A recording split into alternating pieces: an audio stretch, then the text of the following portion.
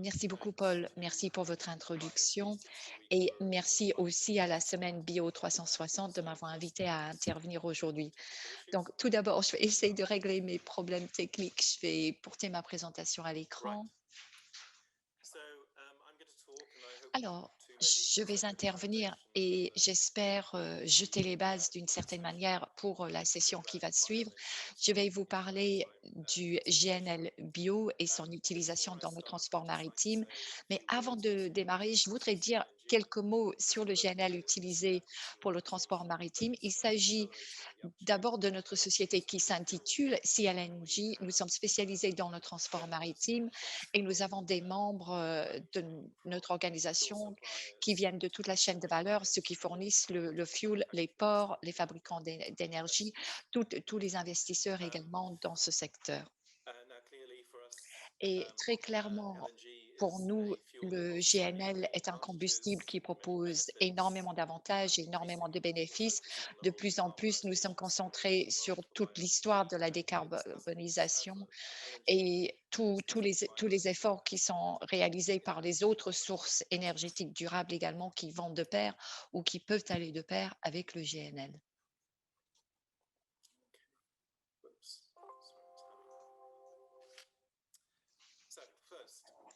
Et donc, en premier lieu, je voudrais passer en revue le GNL. Il faut savoir qu'il y a de plus en plus de personnes de plus en plus d'entreprises qui utilisent le GNL à cause de la disponibilité, à cause des infrastructures qui existent et à cause d'une poussée pour encourager tout le monde à l'utiliser. Vous avez les chiffres, par exemple, en 2010 pour le nombre de navires qui circulaient, qui utilisaient le GNL, mais comme vous le voyez au fil du temps, il y a de plus en plus de vaisseaux qui utilisent du GNL annuellement. Nous sommes passés de 20 à 40 par exemple, de bateaux qui opèrent en utilisant du GNL. Petit à petit, on quitte les différents types de navigation. On a de plus en plus de navires océaniques qui utilisent ce genre de fuel. Et aujourd'hui, nous avons 11% des carnets de commandes pour le nouveau vaisseau qui sont pour des vaisseaux qui vont fonctionner avec le GNL. Donc, vous voyez, il y a véritablement une tendance en faveur du GNL. Pour certains segments, le pourcentage de nouvelles commandes sont bien plus élevés. Si on regarde les plus grands navires, il y a de plus en plus de commandes qui ont été passées à l'armateur principal pour pouvoir fournir des bateaux. 40% des bateaux qui sont en construction pour transporter les véhicules vont fonctionner avec du GNL. Donc, vous voyez, petit à petit, il y a de plus en plus de secteurs qui montent à bord, entre guillemets. Notre industrie est en mesure de fournir une carte aujourd'hui pour montrer exactement où est-ce que le GNL est disponible actuellement, où est-ce que le GNL sera disponible par la suite. Et donc, le GNL est disponible en tant que fuel pour l'avitaillement dans une centaine de ports à travers le monde, avec une centaine de ports complémentaires qui ont prévu d'introduire le GNL comme source de fuel alternatif. Il faut savoir une évolution clé ce dernier temps a aussi été le développement de ces nouveaux navires qui fonctionnent exclusivement avec le GNL. C'est essentiel si nous allons pouvoir gérer les volumes et avoir la flexibilité qu'il faut. Nous avons encore 30 à 35 navires, par exemple, qui sont en cours de construction actuellement et ces vaisseaux sont stationnés en Amérique du Nord, en Asie et en Europe du Nord-Est également. Alors, comme déjà mentionné, l'un des facteurs clés qui sous-tend le développement du GNL, c'est sa performance. Il est intéressant de noter qu'il y a eu énormément de concurrents, mais en même temps beaucoup d'informations qui ont tenté de déstabiliser les utilisateurs de GNL. Mais nous, en 2018, nous avons publié une étude, c'est l'étude la plus récente sur les émissions du GNL, sur l'utilisation du GNL. Et ceci est basé sur les données primaires So the idea here was that we publish this Et definitive. nous avons aussi publié donc ces données finales qui permettent à l'industrie de se baser dessus. Et notre étude a confirmé la performance au niveau des émissions pour le GNL, une réduction de 95% du SOx, 90% pour les NOx et environ 80% de réduction pour les autres émissions. Et ce qui a été démontré également, c'est que les émissions de gaz à effet de serre qui s'élèvent à 80% dans les combustibles traditionnels, ben, on l'a abaissé de 80% environ avec l'utilisation du GNL. Et donc, un véritable progrès est au niveau des émissions locales et au niveau des émissions de gaz à effet de serre.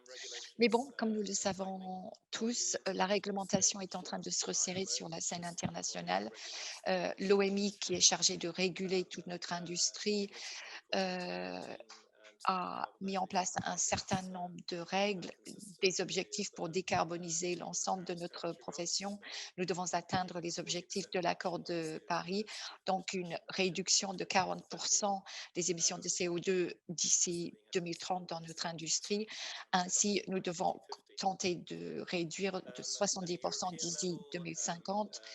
Au niveau européen, les décisionnaires à Bruxelles également tentent de pousser les objectifs pour la décarbonation encore plus en avant avec des objectifs plus stricts et ils cherchent à inclure également le secteur maritime dans l'ETS européen d'ici 2023, il me semble. Et cela constitue un progrès énorme par rapport à ce que nous voyons vis-à-vis de d'autres mécanismes sur le marché. Et bien sûr, la tentative est d'incentiviser tout le monde afin qu'on atteigne le niveau net zéro pour l'azote et pour d'autres éléments. Donc, quel est le rôle pour le GNL dans tout ceci? Bah, il est très, très clair, selon nos études, que le GNL devient de plus en plus intéressant si on améliore le design sur le plan opérationnel. Le GNL, par exemple, en tant que fuel, peut permettre d'atteindre les objectifs de l'OMI pour les nouveaux navires. Donc ça, c'est une information qui est très, très positive. Mais si on regarde pour le plus long terme, bah, à ce moment-là, cela veut dire que nous avons des objectifs pour diminuer les émissions et là, ces objectifs deviennent beaucoup plus exigeants et si on veut atteindre ces réductions, il faudra des biofuels avec moins d'émissions et c'est pour cette raison-là que le GNL est intéressant. L'année dernière, étant reconnu qu'il restait du pain sur la planche au niveau des cheminements pour la décarbonation du GNL, nous avons surtout tenté de répondre à deux questions. Il y a énormément de certitude et de manque de certitude autour du GNL et des autres biofuels. Donc, nous avons surtout voulu poser deux questions, à savoir combien de GNL et de GNL synthétique est sur le marché et combien est-ce que cela va coûter. Donc, ce que nous avons découvert à travers nos études et les résultats de cette étude sont disponibles sur notre site Internet. Vous pouvez les télécharger gratuitement. Ce que nous avons découvert surtout, c'est que le GNL bio, qui est basé sur des ressources en biomasse durable, telles que définies par l'Union européenne, bah, ce GNL est une ressource qu'on peut optimiser et utiliser à très grande échelle. Si vous regardez le tableau, même si c'est un petit peu compliqué, vous pouvez voir qu'il y a suffisamment de ressources en biomasse durable si cela a été converti en bioénergie pour garantir la disponibilité de tout ce qu'il nous faut pour pouvoir répondre aux besoins de l'industrie maritime au XXIe siècle. Donc, la biomasse, la bioénergie a un potentiel absolument énorme et notre analyse a également été soutenue par d'autres analyses qui ont été réalisées euh, par une autre étude sur les biogaz et sur le biométhane. Et il a été stipulé très clairement que cette ressource est très largement disponible. Et donc, la matière première est là, est facilement disponible. Et Ce qui est également très important, c'est que les bioénergies sont disponibles désormais pour le transport maritime. On peut regarder tout ce que propose Total actuellement.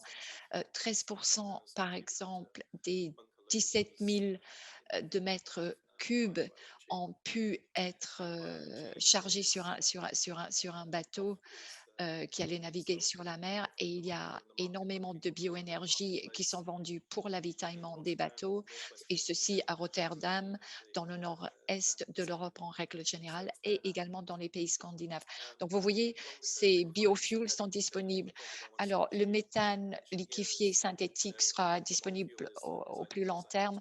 Comme on le sait, il s'agit des mêmes molécules et ces molécules sont disponibles pour pouvoir produire de l'électricité renouvelable et nous avons l'hydrogène également qui est de plus en plus disponible. Concernant les coûts, les bioénergies, les énergies synthétiques, très probablement vont être compétitifs au niveau des coûts avec les autres énergies synthétiques à zéro émission ou à très basses émissions. Donc, nous voyons que le GNL bio a énormément de potentiel pour le transport maritime et très clairement pour d'autres secteurs également. Donc, bien sûr, il y a un certain nombre de choses qui doivent se passer pour pouvoir atteindre nos objectifs. Et à l'écran, j'ai listé quelques principes réglementaires que nous sommes en train de promouvoir au niveau de l'industrie. Nous sommes convaincus, par exemple, que ceux qui sont chargés de mettre en place les règles et la réglementation doivent avoir une approche neutre vis-à-vis de la technologie. Il faut un terrain de jeu équilibré pour que ces nouvelles solutions puissent se frayer un chemin sur nos marchés. Les fuels alternatifs doivent être évalués sur un cycle de vie complet, c'est-à-dire on doit en tenir compte du début, de leur début jusqu'à la fin. On parle de l'ammoniac, mais l'ammoniac ne peut être produit qu'à partir des combustibles fossiles, donc les émissions de gaz à effet de serre seront forcément plus conséquentes. Ceux qui sont chargés de la réglementation doivent reconnaître et incentiviser le rôle du GNL bio euh, pour la décarbonation du transport maritime. Et lorsqu'on parle du biométhane, il faut voir, il y a certains secteurs où il y a des alternatives évidentes telles que l'énergie solaire ou également l'énergie éolienne. Nous avons besoin également d'intégrer des matières premières plus durables dans le périmètre des directives, c'est-à-dire il faut préciser quelles sont les premières matières premières qui peuvent être utilisées, quelles sont les matières premières secondaires. Et nous voyons qu'en Europe, le bio-GNL ou biométhane, le marché est très fragmenté. Donc, il faut créer un marché unique avec des normes qui vont permettre le commerce de biométhane et de bio-GNL à travers les frontières. Et il faut également mettre en place les différents certificats d'origine qui s'imposent. Et en tout dernier lieu, il faut reconnaître le rôle également de l'infrastructure de GNL. Il faut vraiment l'intégrer et lui permettre d'avoir une plus grosse part de bioénergie en tenant compte également des énergies synthétiques pour le futur. Voilà, c'est à peu près tout ce que je voulais dire. Donc, je serais ravie de répondre aux questions que vous avez tout de suite ou dans le chat ou lors de la session de questions-réponses à la fin de la session. Merci beaucoup, Steve. Merci pour votre introduction au GNL et au bio-GNL. Je propose qu'on prenne quelques questions plutôt à la fin, effectivement. Alors, ceci nous amène très, très gentiment vers Monsieur Michael Chapp, qui est le directeur commercial pour GNL Titan. L'entreprise s'intitule Titan LNG. Il va nous parler de son expérience lorsqu'il s'agit de traiter le GNL et il va expliquer comment le bio-GNL s'intègre dans l'équation pour le futur. Donc, Michael, la parole est à vous. Oui, un grand merci, Paul. Merci pour cette introduction. Merci également de m'avoir invité. Ravi d'être présent avec vous.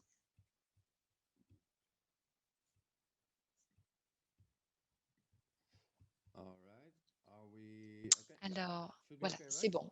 Je pense que vous devez voir ma Yeah, I présentation. would like to actually build on some of the stuff that Alors, en réalité, je Steve voudrais démarrer en has commentant mentioned. sur certains des propos tenus par Fermenting Steve, surtout LNG afin de as best way renforcer le for GNL zero comme étant carbon le meilleur transition. chemin pour le transport LNG is, maritime et son as amélioration. Steve also mentioned, Le GNL, comme l'a dit Steve, constitue at une the moment very ressource quite popular. très, très, très prometteuse qui The devient de market plus en is looking good, plus and populaire. Le they carnet don't de see no commandes way of refilling est très bien the fuel chargé vessels. et très clairement, c'est At LNG, un we très bon really fuel want to get à close to mettre dans nos nuclear by vaisseaux. producing and Nous tentons supplying de nuclear décarboniser ion energy today, and les nuclear fuels in the en future. fournissant We des sources target énergétiques with propres. the Donc, normal nous avons LNG démarré in avec le the GNL start normal to really et nous avons implement commencé the bio progressivement LNG de when mettre en place les différents they become flux pour développer le available bio-GNL and of commercial pour le interest moment où for cela our sera customers. disponible et Overall, d'intérêt pour nos clients.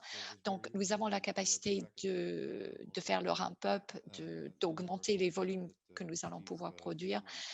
tout à fait So, similaire à at certaines des Titan choses qui ont LNG, we été really abordées.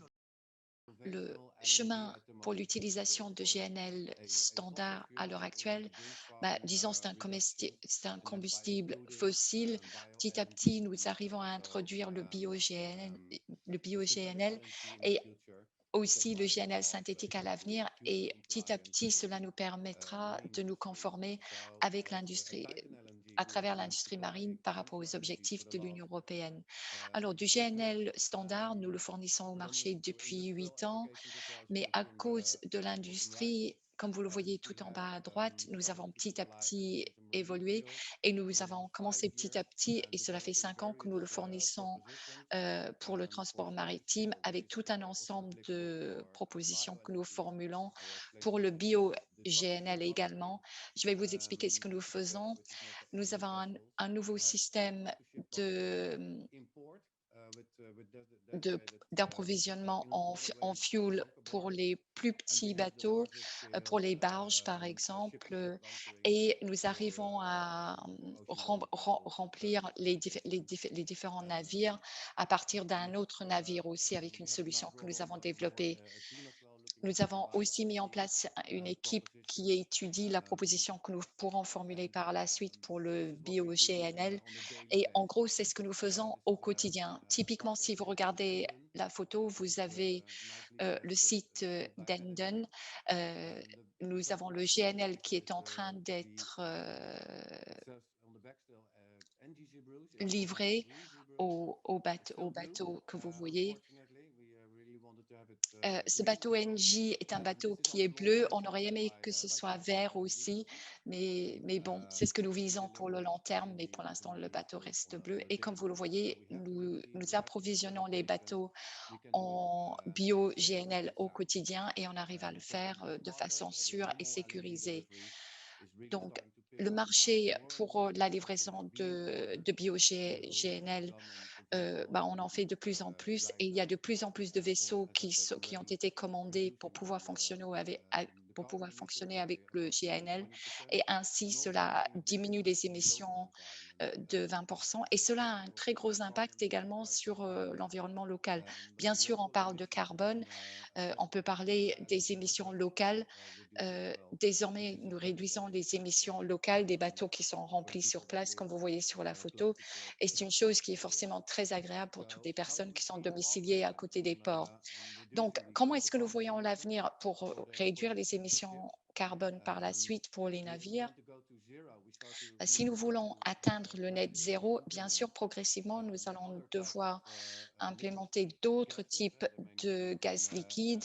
Ce ne sera mixture pas anymore forcément des if gaz it's synthetic naturels. LNG, S'il but s'agit de including the GNL biostreams, synthétique, tant mieux. including Mais au niveau des conventional streams, bioflux, pour enables les intégrer for dans les flux a conventionnels, pathway et to ainsi, scale. That progressivement, nous scaling allons créer le cheminement pour is développer needed for two reasons. l'approvisionnement en One, GNL. Et on a besoin de with cela pour bioLNG, deux it's not raisons.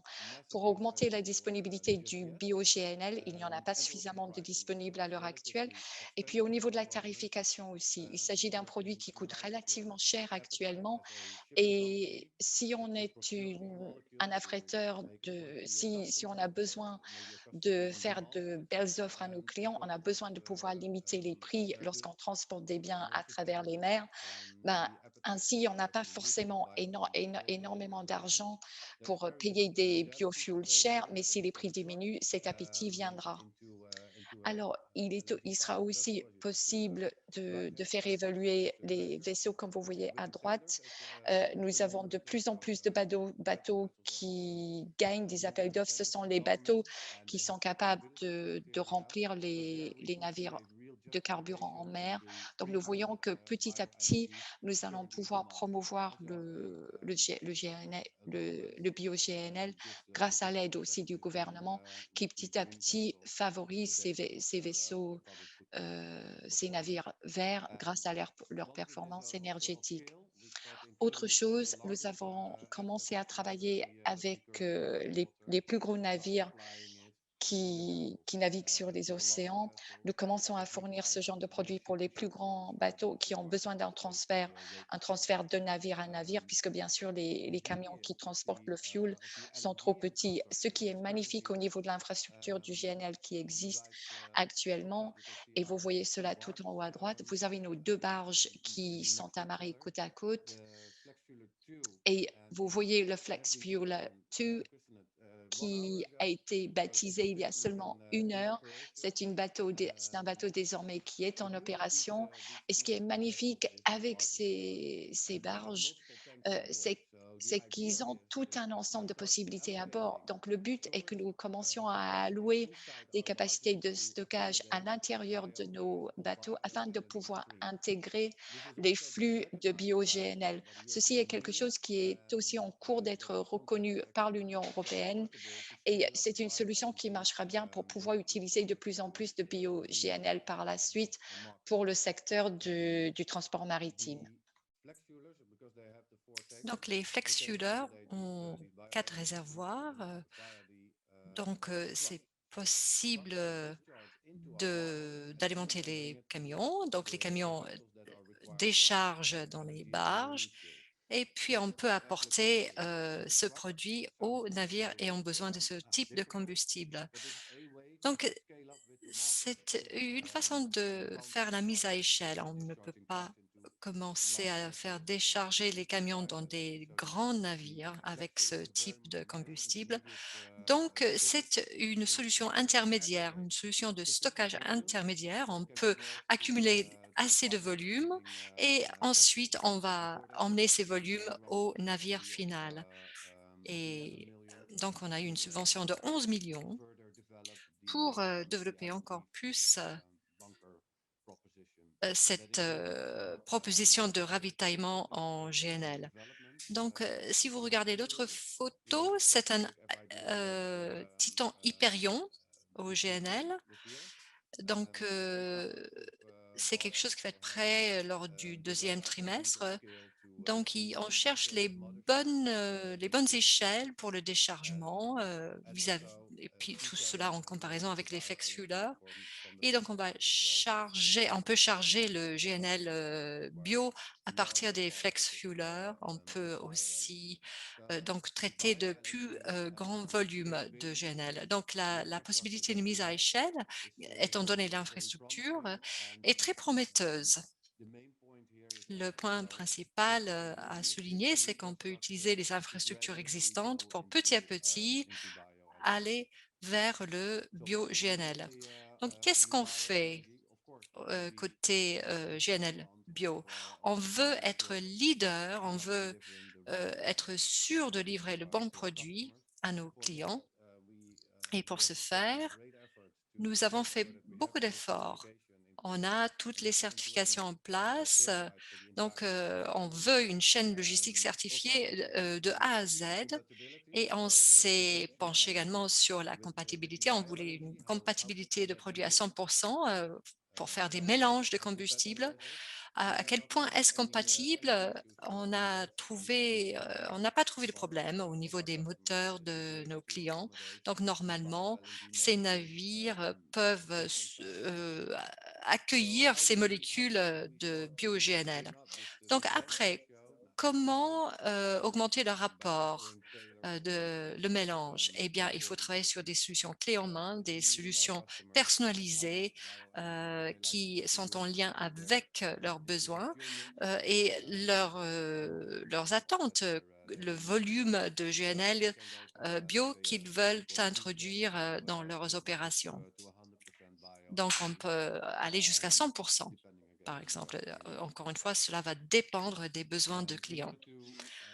Alors, pour être fournisseur crédible, on a fait des choses, on a entrepris des actions. On a obtenu récemment la certification ISSC, donc ISCC, pardon. Ceci donne confiance aux clients. Les clients savent ensuite qu'on a les bons produits et ils n'auront pas de problème après livraison. C'est très important de reconnaître les leaders sur ce marché. Il faut qu'ils soient protégés également. Et donc, encore une fois, on a entrepris des actions pour avoir toutes les certifications nécessaires. Donc, on a tous les composants maintenant qui sont en place. Et donc, ça veut dire que à l'avenir, le GNL va jouer un rôle dominant de plusieurs façons. Donc, le GNL normal, le GNL bio, le GNL synthétique, donc fait à partir d'hydrogène, c'est un autre composant. On peut dire de manière sûre que l'avenir pour les flottes alimentées en GNL est prometteuse. On peut assurer la conformité avec l'incorporation de filières bio-GNL et en réduisant les émissions locales à côté de toutes les économies de CO2. Donc, merci de votre attention.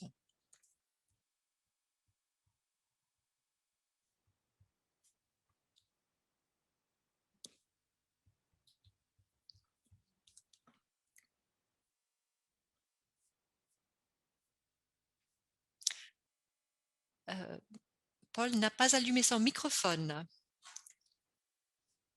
Il faudrait que Paul allume son microphone. Désolé, oui, j'ai pas allumé mon micro. Donc, je me répète, merci Michael. Merci. Donc, voilà, tout le monde m'entend maintenant. Donc, une présentation très intéressante. Félicitations de ce travail de pionnier que vous entreprenez. Donc, on peut considérer qu'il y a une réussite, une belle réussite avec la certification. On comprend la logique de l'investissement dans le GNL avec le bio-GNL qui s'ensuit. On espère que cela va être assez rapide et pas trop loin dans l'avenir.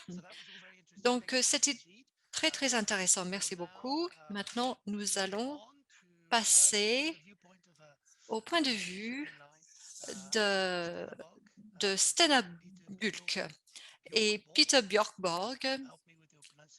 Björkborg, je ne sais pas si je prononce correctement. Donc, Peter, à vous la parole.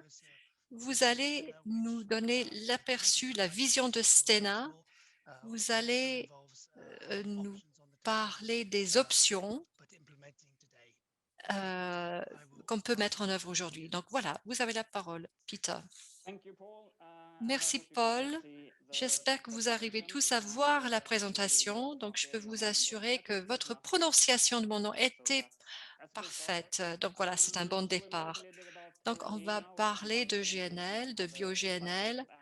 Donc, c'est un aperçu un peu différent que je vais vous donner. Je m'appelle Peter Björkborg. Je m'occupe de durabilité et de transformation chez Stena Bulk.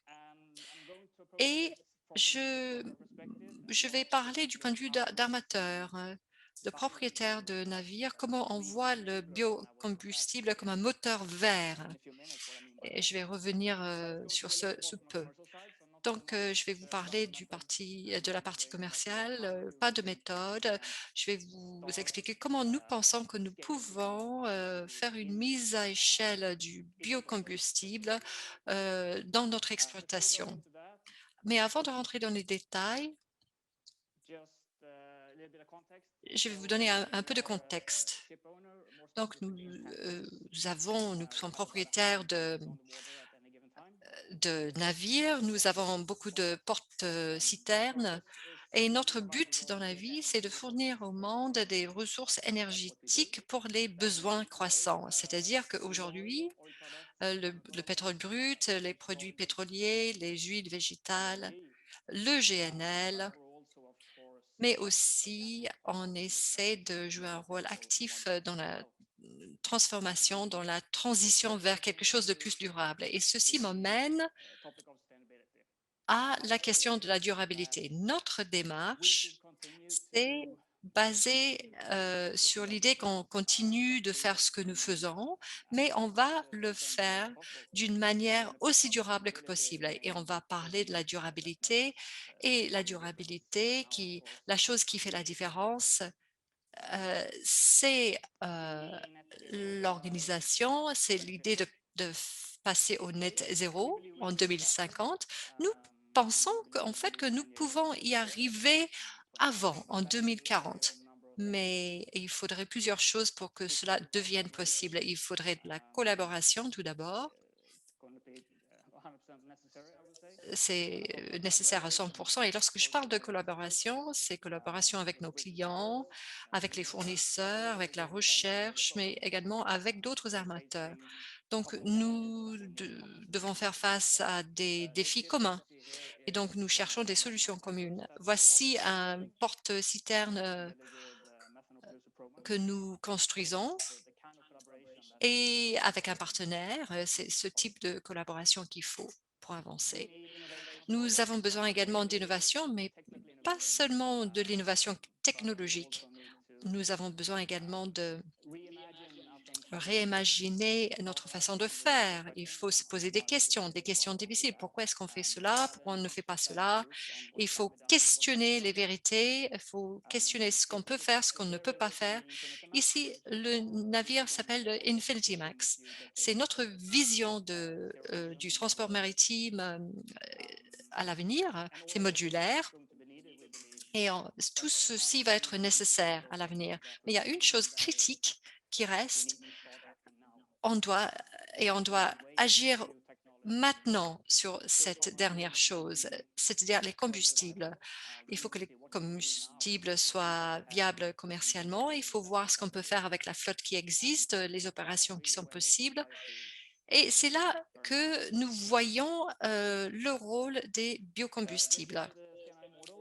Voici le Stena Immortal. C'est un porte-citerne qui porte beaucoup de produits chimiques à travers le monde, mais c'est le premier porte-citerne qui a fonctionné à partir de biocombustibles. Et on a commencé il y a un an, on a fait un essai, on a fait un voyage entre la France et Rhode Island.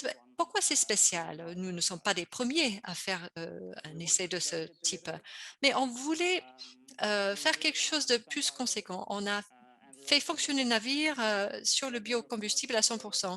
C'était une exploitation commerciale régulière, c'est-à-dire c'était chargé, le navire était chargé, on n'a rien changé par rapport au quotidien du navire.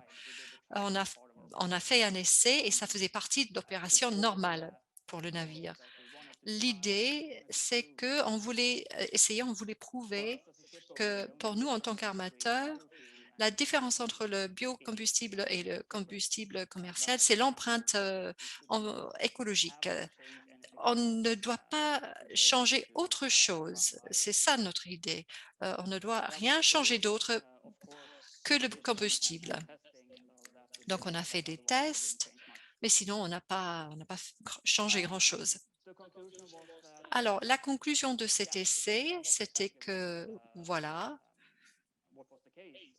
c'était effectivement ça. Il n'y avait aucune différence. Les moteurs fonctionnaient comme si c'était un combustible commercial. Il n'y avait pas de résidus, il n'y avait pas de déchirure, il n'y avait pas d'émissions de gaz inopportunes. On a fait un deuxième essai quelques mois plus tard avec un mélange cette fois, un mélange de combustible. Et la conclusion était la même. Donc, en tant qu'armateur, nous sommes très confiants. Nous savons que les biocombustibles fonctionnent. Et donc, la deuxième question qu'on s'est posée, c'est alors, où est-ce qu'on va maintenant? Comment est-ce qu'on va commercialiser l'utilisation de ces biocombustibles? Et notre approche dans ce domaine se concentre sur les options à bas carbone. Donc, on propose à nos clients une décarbonisation de leur transport de produits et ainsi une réduction de leurs émissions. Donc, on propose une transportation avec des réductions qui vont jusqu'à 85% des réductions d'émissions du transport. C'est basé sur l'utilisation de biocombustibles, mais on a besoin d'un système de compromis un peu interne. C'est-à-dire qu'on ne va pas utiliser le biocombustible pour ce voyage en particulier, mais on va utiliser le biocombustible au sein de la flotte. On peut le proposer partout dans le monde pour tous les navires. Ça peut être voilà, plusieurs types de vaisseaux. Donc, on sait qu'il va falloir attendre avant que cela démarre réellement. Donc, on a nos propres objectifs qu'on doit atteindre, mais on a également les objectifs de nos clients à prendre en compte. Merci, Peter. Oui, j'ai pas encore terminé. C'était juste une petite pause. Alors, je voudrais parler un petit peu du méthanol. Nous croyons que le méthanol peut être un bon combustible et comme je l'ai dit tout à l'heure, nous collaborons avec Proman. Il y a plusieurs avantages du méthanol, mais si on se concentre sur les avantages écologiques, on peut dire que c'est biodégradable, la combustion est propre, on émet nettement moins de polluants, moins de SOx, moins de NOx. Le défi écologique, c'est le dioxyde de carbone. Nous savons qu'il y a moins de CO2 émis de combustion de gaz naturel, mais au cours du cycle de vie, c'est assez considérable. Et c'est là que le biométhanol et le e-méthanol peuvent jouer un rôle. Donc, lorsqu'on regarde les combustibles de manière générale, on essaie de regarder ça en termes de chemin. Donc, on regarde le chemin du méthanol, le chemin du biométhanol. Et ainsi, on peut commencer à étudier, à enquêter, on peut commencer à accumuler de l'expérience et technique parce que nous savons que le méthanol peut résoudre un certain nombre de problèmes aujourd'hui et va résoudre encore d'autres problèmes lorsqu'on pourra faire une plus grande mise à échelle. C'est la même chose avec le méthane et le GNL, comme disaient les autres intervenants. Alors, pour conclure, lorsque nous parlons de biocombustible en tant que moteur, principalement, on parle de trois choses. Tout d'abord, on peut agir maintenant. On n'a pas besoin d'attendre de nouvelles technologies pour que ces combustibles soient commercialement viables. On peut commencer à réduire dès aujourd'hui les émissions. Et on ne peut pas se permettre d'attendre 10 ans ou 20 ans, d'ailleurs. Donc, je pense que le bio joue un rôle très important de ce point de vue. Cela ouvre des chemins bas carbone multiples. Le GNL, c'est un chemin possible. On peut commencer à agir de manière active aujourd'hui. Et ensuite, je pense que les biocombustibles ont un rôle important à jouer. Ils montrent que la décarbonisation est aujourd'hui. C'est pas dans 10 ans, c'est pas dans 20 ans.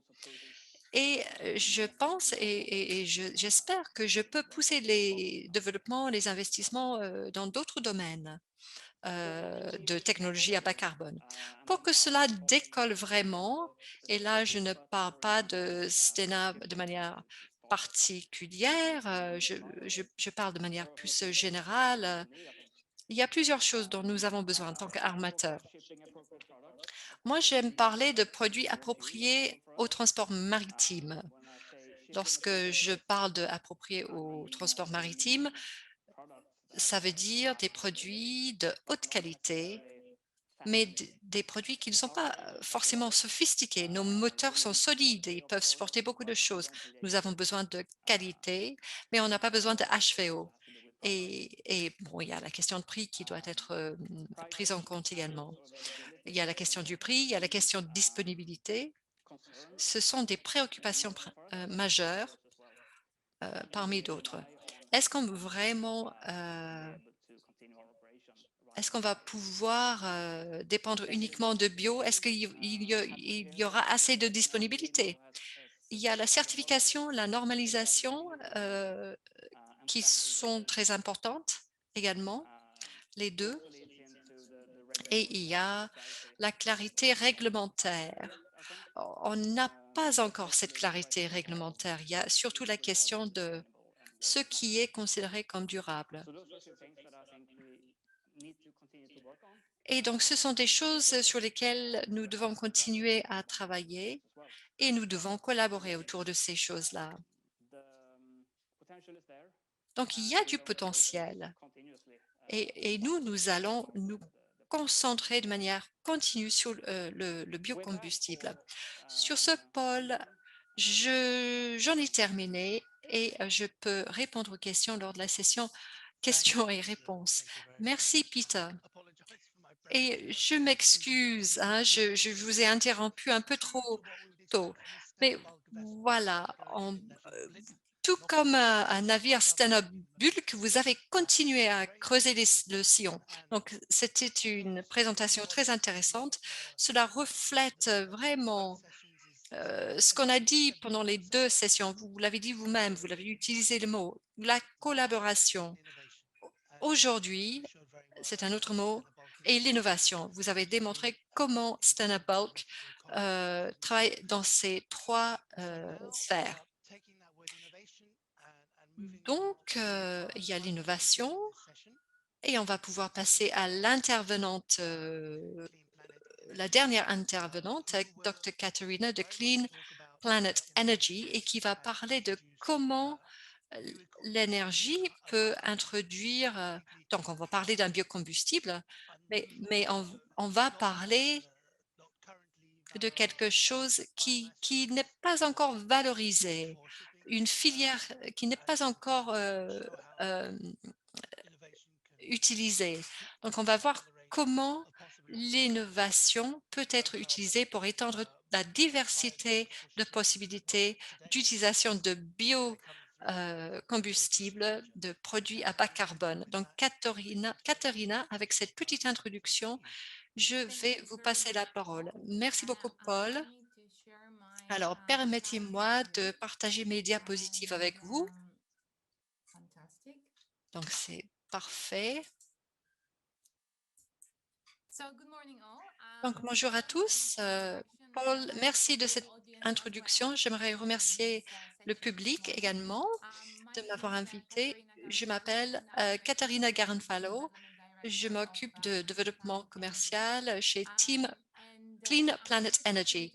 Donc aujourd'hui, je vais vous parler de comment chez nous, on utilise des filières non recyclables pour des combustibles du transport maritime à bas carbone. Donc, on va parler de l'avenir bas carbone pour le transport et le rôle de Clean Planet Energy pour atteindre le net zéro.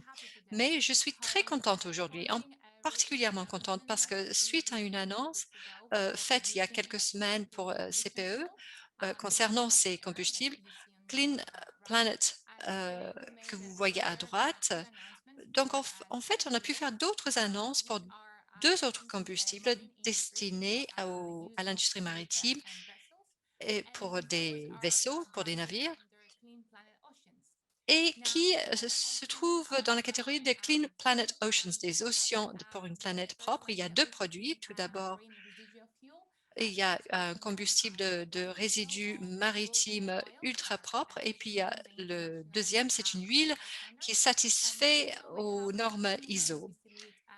Et puis on a un combustible à base de distilla et qui est également conforme aux normes. Et c'est pour cela que je suis très contente parce que la présentation coïncide avec ces annonces. Donc, je vais vous parler de notre histoire. Donc, je vais commencer avec une vidéo. Ce soir, à minuit, les réseaux de transport et logistique vont se faire une mise à jour pour un nouveau jour. 100 000 vols vont partir demain, 75 000 navires vont démarrer. Donc, ce type de navire peut utiliser jusqu'à 175 000 litres de combustible fossile. Donc, autant que 300 millions de voitures en termes de SOx en une seule journée. Pour, pour chaque avion, chaque avion va émettre 250 grammes d'émissions de CO2. Et c'est pour un seul passager qui parcourt 1 kilomètre lors d'un seul vol. L'année dernière, 43 milliards de tonnes ont été émises par les êtres humains dans l'atmosphère. Donc, c'est en croissance rapide. Il y a des orages incroyables, il y a des incendies dans nos forêts, il y a des espèces, des centaines d'espèces qui s'épuisent tous les jours. À l'avenir, le monde doit faire une transition aux formes d'énergie euh, zéro carbone. Mais ce soir, à partir de minuit, ces 100 000 vols vont continuer à décoller et 75 000 navires vont continuer à voyager. Et s'il y avait une solution pour faire cela de manière plus propre, si on pouvait prendre les 8 millions de tonnes de déchets de plastique et les transformer en un combustible ultra propre, ainsi réduisant les émissions de CO2 de 75%, ainsi que les oxydes de soufre. Et s'il y avait une solution immédiate pour faire cela? Donc, bienvenue à Clean Planet Energy. Donc, quel point important vis-à-vis de cette vidéo? Tout d'abord, je pense que nous savons tous que donc, les émissions sont associées au transport. C'est pour cela que nous sommes là. Nous sommes là pour donner des solutions aux industries basées sur l'innovation dans le secteur maritime. C'est important également pour que les gens se rendent compte et comprennent l'importance d'échanges mondiaux. Il faut que cela continue, mais avec aussi peu de perturbations que possible. Et c'est pour cette raison que c'est important de donner aux industries des solutions immédiates. Et c'est le rôle de Clean Planet Energy. C'est pour cela que j'existe. Nous sommes là pour vous aider à trouver des solutions. Nous avons une vision très propre pour une planète très propre. Donc, nous travaillons dans l'innovation. Nous avons une mission très simple. On veut enlever plus de 1 milliard de tonnes de plastique non recyclable. Et je vais revenir à l'importance de l'utilisation de ces plastiques non recyclables. Et notre façon de procéder, c'est en construisant des usines écologiques, donc avec des systèmes de pyrolyse brevetés pour convertir des plastiques non recyclables en 20 000 tonnes de ce plastique par an, par usine, en combustible ultra propre, des combustibles qui peuvent remplacer les combustibles fossiles dans des moteurs qui existent déjà. Alors, nos éco-usines sont construites avec une conception de marque. Donc, ce sont des coquilles de tortue. Donc, la tortue est associée à la bonne santé, une longue vie, et ce sont des qualités que nous essayons de mettre à l'avant dans ces éco-usines. C'est ce que vous voyez ici. Donc, on voit que c'est très différent des usines traditionnelles. Alors, si on prend la coquille interne, c'est là où la magie a lieu. Il y a les systèmes de traitement, l'énergie, et dans la coquille externe, donc ce qui représente 30% de l'investissement, c'est ça la partie naturelle. Il y a des jardins communautaires, il y a la nature, il y a des réserves naturelles. Et On fait cela parce que lorsqu'on parle aux autorités et on parle d'éco-usines, ils veulent faire partie de la solution. Et c'est pour cette raison que nos usines sont tellement différentes des usines traditionnelles. Donc, comment est-ce que cela fonctionne? Tous les jours, on va emmener 60 tonnes de déchets plastiques, on va les emmener donc dans l'usine. Il y a un processus à 2 étapes. Tout d'abord, dans un environnement sans oxygène, les hydrocarbures sont concassés en molécules plus petites. Dans la deuxième partie du processus, ces particules sont transformées. On a des produits liquides, gaz et solides qui sont produits. Ce qui est important, c'est qu'il ne s'agit pas de l'incinération. Il n'y a pas de flamme dans ce processus. Et ça, c'est très important lorsqu'on parle d'émissions. Et je vais parler un petit peu des détails dans le détail dans les diapos à venir. En termes de déchets plastiques, nous acceptons pratiquement tous les types de plastique. Donc, 50% des plastiques européens sont enfuis en Europe. Nous ne voulons pas intervenir heu, sur le chemin, de recyclage, c'est pas ça qui nous intéresse. Ce qui nous intéresse, c'est différents types de plastiques qui vont être soit incinérés, soit, enterrés ou qui, atterrissent, dans l'océan. Donc on peut prendre, du plastique qui est contaminé et qui ne pourra pas autrement être recyclé. Et donc là, je vais parler un petit peu plus de la technologie. Donc vous voyez, dans cette première image, et peut-être qu'il faudrait l'agrandir. En fait, il s'agit de plastique que nous avons utilisé pour, produire nos combustibles et vous voyez, l'image. Donc, la première étape, on va prendre les déchets plastiques non recyclables, on va les convertir, dans un produit par pyrolyse. Dans les 2e étape, on prend l'huile, on va mélanger cela avec de l'hydrogène et on va, heu, le mettre dans notre réacteur. Après, la poussière générée va retourner à l'usine. L'usine, donc est auto-alimentée. Lors de la 3e étape, donc au sein du réacteur, donc l'huile non raffinée est convertie en combustible propre.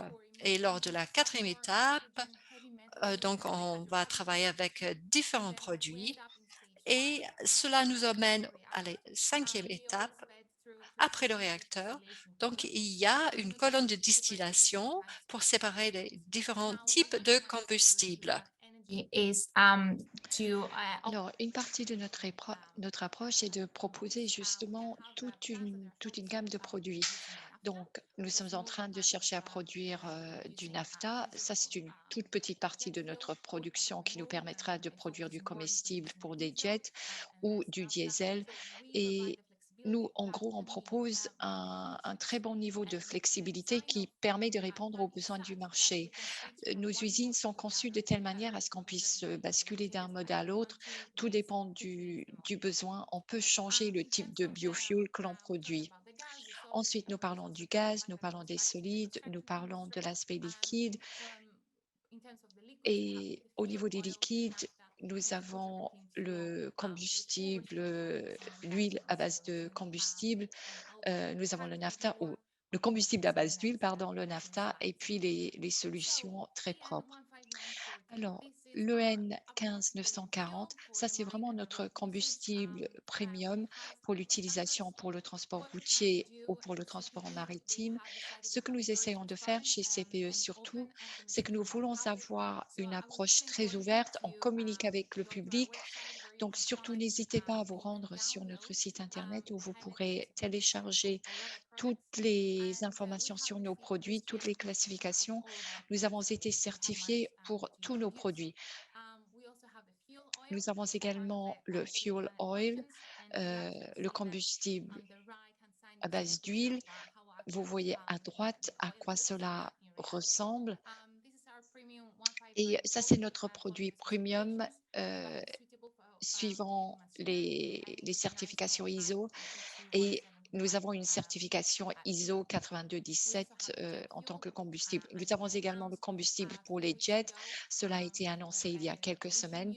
Ceci est très bien pour l'utilisation au sein de l'industrie aérienne et nous produisons également du naphta avec une teneur en soufre très très bas.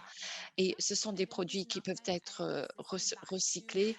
Et puis le naphta que l'on obtient peut être utilisé pour fabriquer des produits en plastique ou pour être converti pour constituer des produits chimiques pour faire d'autres produits. Ensuite, s'agissant des émissions, il y a énormément de discussions actuellement à ce sujet et en plus des réductions au niveau des émissions de CO2 que j'ai citées, nous avons une baisse à d'autres niveaux, dans d'autres domaines. Par exemple, au niveau des NOx, au niveau des SOx et également au niveau des dioxydes de carbone. Et il faut surtout garder à l'esprit que ces NOx et ces SOx, comme on les intitule, sont associés à des milliers de morts à travers le globe habituellement. Ce sont des émissions très, très nocives que nous devrions chercher à éliminer en tant qu'industrie. Désormais, parlons des émissions de CO2. Jusqu'à maintenant, je n'ai pas parlé de la réduction de 75%. On en parle dans le détail sur notre site Internet. Nous avons réalisé des analyses de cycle de vie avec les données publiques, encore une fois, parce que nous voulons pouvoir communiquer ouvertement vis-à-vis du public et parler de ce que nous pouvons atteindre comme objectif. Mais récemment, nous avons réalisé un LCA beaucoup plus détaillé et ainsi, nous avons réaliser un calcul des gaz à effet de serre de nos produits et nous avons obtenu deux phases de résultats. La première phase et la deuxième phase de résultats décrit certains aspects. Tout d'abord, dans la première phase, vous avez les 6 premiers mois de la vie de l'usine où nous n'avons pas produit suffisamment de gaz pour vraiment avoir des chiffres, alors que dans la deuxième phase, nous avons utilisé de l'hydrogène et nos propres gaz, donc nous avons beaucoup plus produit, donc nous avons pu plus analyser nos produits et ainsi vous voyez les résultats pour nos produits, les réductions en CO2. Nous sommes vraiment ravis, très très fiers de voir ces chiffres et nous arrivons à réduire les niveaux de CO2 de 98% et NAFTA à 88% aussi. Donc voilà, je voudrais vous quitter avec une vidéo très courte qui vous présente notre produit pour nettoyer les océans. Comme je l'ai déjà dit, aujourd'hui est une journée très importante pour nous et surtout, quelles que soient vos questions, je serai ravie d'y répondre. Et surtout, n'hésitez pas à nous contacter chez CPA, chez CPE via notre site web ou autrement. Attention, regardez les océans, les mers, regardez ces courants énormes qui dévorent notre planète, qui nous amènent les marées, qui nous interconnectent, qui nous permettent de jouir de nos vies en toute sérénité.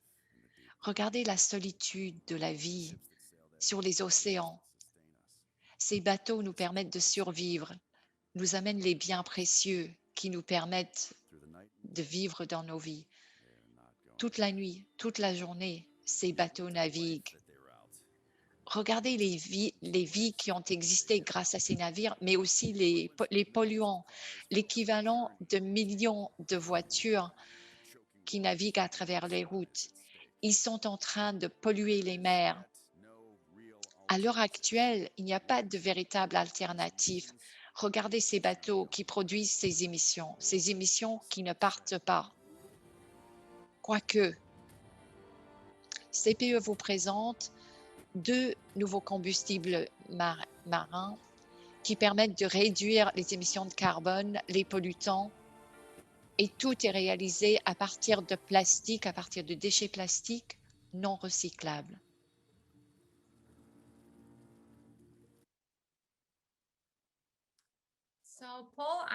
Voilà, Paul, je vous repasse la parole. Katharina, merci, un très très grand merci, c'est fabuleux. Je pense que CPE aujourd'hui constitue un fournisseur de solutions qui sera très présent à l'avenir. Merci, nous serons ravis de voir vos progrès à l'avenir. Merci beaucoup. Merci, Paul. Alors, ceci m'amène à conclure les 2 sessions que nous avons mis en place ce matin afin de prendre à bras le corps euh, le transport maritime durable et le net zéro. Nous avons beaucoup entendu et nous avons beaucoup appris également, à savoir ce que fait le monde du transport maritime. Et cela va de soi que vous êtes vraiment en train de faire ce qu'il faut pour essayer d'atteindre le net zéro.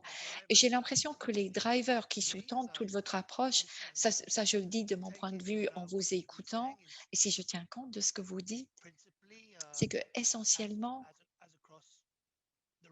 comme cela est le cas dans toutes les activités qui cherchent à lutter contre le changement climatique et les émissions de CO2, j'ai vraiment l'impression que vous, à votre niveau, vous sentez votre responsabilité, cette responsabilité qu'a le secteur du transport maritime.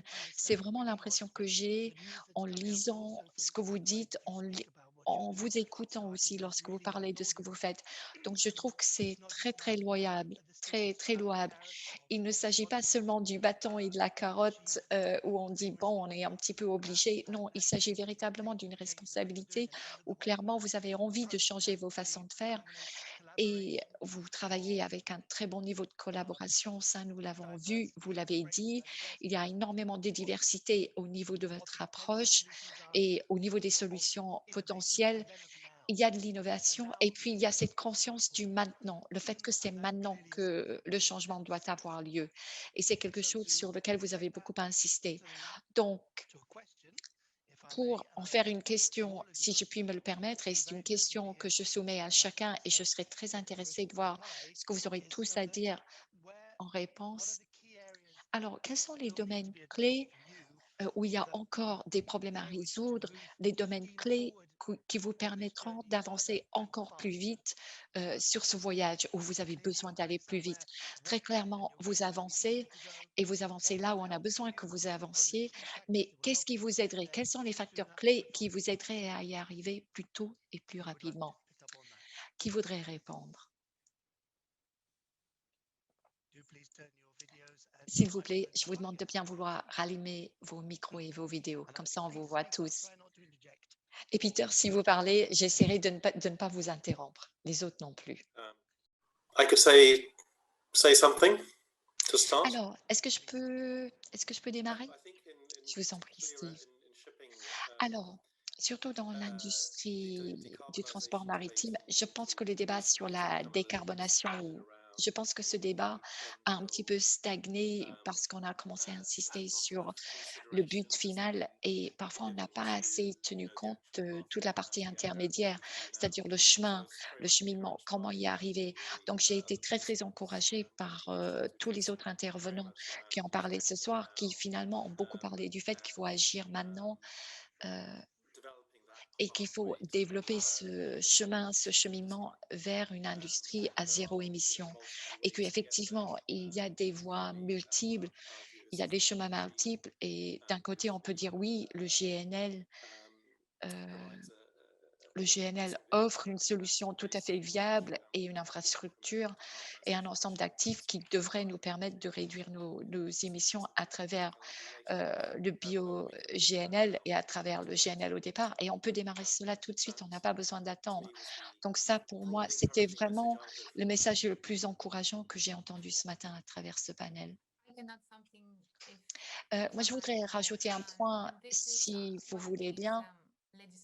Et à mon sens, c'est la législation qui est importante. Il faut un cheminement clair grâce à la législation. Il y a tous les pays en Europe, il y a eu le Brexit, il y a les États-Unis, il y a le Royaume-Uni. Ces pays n'ont pas l'air d'avancer de façon concertée comme il le faut. Il y a des progrès, on va y arriver, mais tant qu'on n'y arrive pas et tant qu'on n'adopte pas le chemin qui existe, ce chemin qui permettra aux personnes de montrer de l'innovation, il va falloir mettre en place tout ce qui est certification, tout ce qui est législation qui va nous faciliter le chemin. Paul, on ne vous entend pas.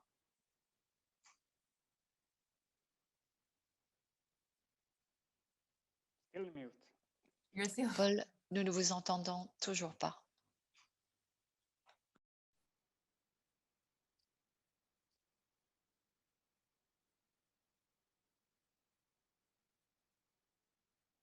I really do hope the rest of the panelists agree Alors, with. j'espère que les autres panélistes sont d'accord avec le point que j'ai évoqué sur la législation. Pardon, je suis de retour. Pardon, j'avais perdu l'écran. Je vous en prie, est-ce que quelqu'un d'autre voudrait répondre? Peter, je promets, je ne vous interromps plus. Oui, oui, oui, je suis à 100% d'accord lorsqu'on parle du rôle à être joué par ceux qui sont chargés de mettre en place les règles et la réglementation. Ils doivent vraiment donner le là. Et je pense que ceux qui sont chargés de légiférer doivent avancer, oui, doivent investir. Ça, c'est très important. Autre chose, je pense que nous rentrons dans une phase très intéressante, pas seulement au niveau du GNL, on peut parler de l'ammoniac, de l'hydrogène, de toutes les options qui sont sur la table. Et véritablement, à nous de voir tout cela comme étant très positif. On doit continuer de considérer toutes ces options. Il est bien trop tôt que de choisir notre champion. Et plus on avance avec toutes les options que nous avons, plus nous avons de chances d'avoir vraiment des solutions hyper viables. Donc, je pense que tout est très, très positif. Et même si moi, j'ai tendance à parler du méthanol, de l'hydrogène et de quelques autres options, je suis tout aussi ravie d'entendre parler des progrès dans les autres domaines. Donc, voilà, ça, c'est le message que je voulais rajouter.